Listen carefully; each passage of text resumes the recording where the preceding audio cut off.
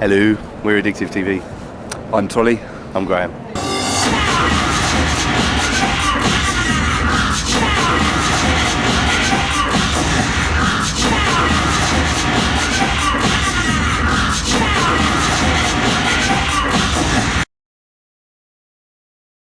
It has, and we're only in March.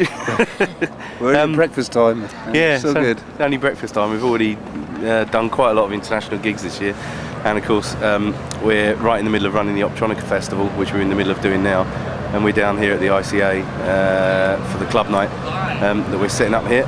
A big audiovisual club night where we've got people like Exceeder. We've brought over EBN guys from the States, Speedy J and Scott Pagano, Ollie Anyone, Motorboy, and we're going to be doing a quick set as well, and a mash-up set with the EBN boys. It's been brilliant. As far as I know, yeah, everything's been sold out so far. All the IMAX nights have just been so oversubscribed. And we played at the IMAX last night, and that was really, really good. It was magic. Really good, packed house. Quite daunting because the kind of seats are sort of like that. It's all really raked. And so when you look up, you just see, it's like giving a huge, like in a lecture hall. And of course it's like a massive, massive screen. Biggest in Europe, I think. So it's pretty kind of daunting and scary. But, although it doesn't actually fit that many people, but just the building itself is so imposing. Yeah, huge. So it's an honour to play there. By the sheer scale of it, this has been nearly twice as large. We've had many, many more acts playing here. We've put many more acts on at the IMAX. Things like Optronica Lab, the more kind of experimental, kind of left field audiovisual acts. We put more on this year than we did last time. We've had lots more talks, lots more workshops, lots more installations. We had like Gridio from the Headspace and the Cold Cut guys doing a whole kind of sequencer, AV sequencer that you jump about on. We put that in as well. Reactable from Spain. I mean, we want to just put kind of AV in the mainstream, really. You know, give it a really credible platform. I mean, obviously it's been going on in the underground for many years. In fact, decades, in that sense. But we felt it was about time that and it's great to be working with someone like the BFI because they bring this kind of huge credibility to it. With their kind of background, obviously, and strength in filmmaking, that it lends, huge weight to kind of AV.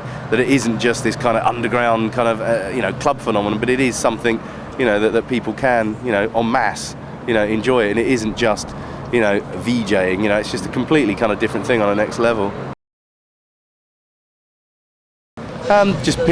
Screenings.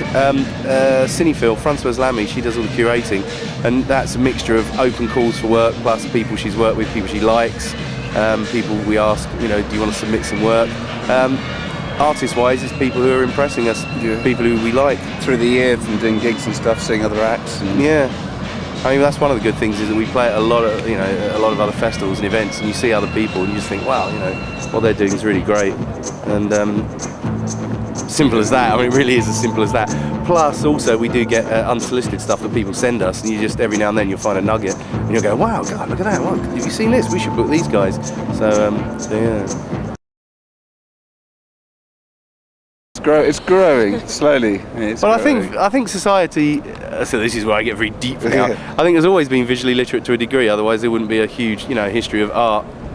And paintings and sculptures, but I think that that in this day and age people have become very, very more visually aware with things obviously like advertising and cinema and television, particularly for the last 100 years or so, particularly for the last 50 years, particularly for the last 10 years, that I think it's about time that with what we're doing and a lot of artists who are working in this kind of field, the process is just so much quicker for people to understand, and they'll see something and they'll just got to get it straight away, and I think that that's what's changing. And I think a lot of what people like ourselves are doing 20 years ago, it probably wouldn't have made sense, and certainly 30 years ago people really wouldn't have understood it, which is why people like Oscar Fischinger, who back in the 1920s and 30s was animating music, and he was so ahead of his time, I mean really ahead of his time, that no wonder nobody understood him, and it must have been incredibly frustrating. And yet now I think slowly people are starting to kind of understand what this whole kind of field is. I think the whole explanation of AV is so wide. That's kind of like saying, what's music? And obviously, Painting or what's painting, what's art? I mean, you know, in music, people might make very, you know, bloop, bloop, bloop soundscapes, and some people just wouldn't call that music at all. In the same way that people who are really into, I don't know, classical music, they really look down on sort of electronic music, you know, particularly something like techno. And as lots of people walk past us. And you know, very traditional musicians might think a lot of electronic music, particularly even something like drum and bass, they'll say, oh, this is like complete noise. And I think that in the same way, AV is just such a broad scope that you can't really say AV is this, because obviously it's a very wide thing, from audiovisual kind of sampling to people animating, you know, music, to people making, you know, kind of ambient films. It's Yeah, no, I went on the last proper rugby match was going on. Yes, love. Good. She went on the last rugby match that someone was. Now, loads of people know that. Now everybody knows that. I don't think it's benefited just yet. I think give it another 5 years, give it another 10 years. But yeah, I think It's that bubbling. It's beginning to bubble. But, I give think it the some whole thing of time. live cinema will happen.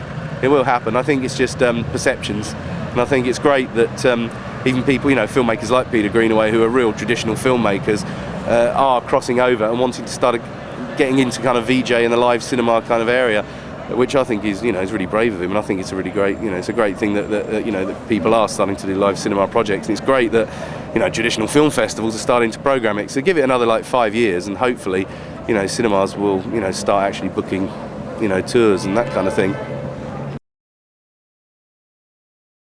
I reckon they would love it. I reckon if, you know, God bless him, God rest his soul. No, if people like Oscar Fischinger, you know, Len Lai, any of them, you know, Jordan Belson, any of them, if they could be here now using the kind of tools of today, you know, very excited. They would. Yeah. Any more than I'm sure if Da Vinci, you know, could get his hand on Photoshop, you know, it's kind of, they would probably go, wow. But it's yeah, I think that probably of any great artist of old, if they could be around now, I'm sure they would love a lot of what's happening.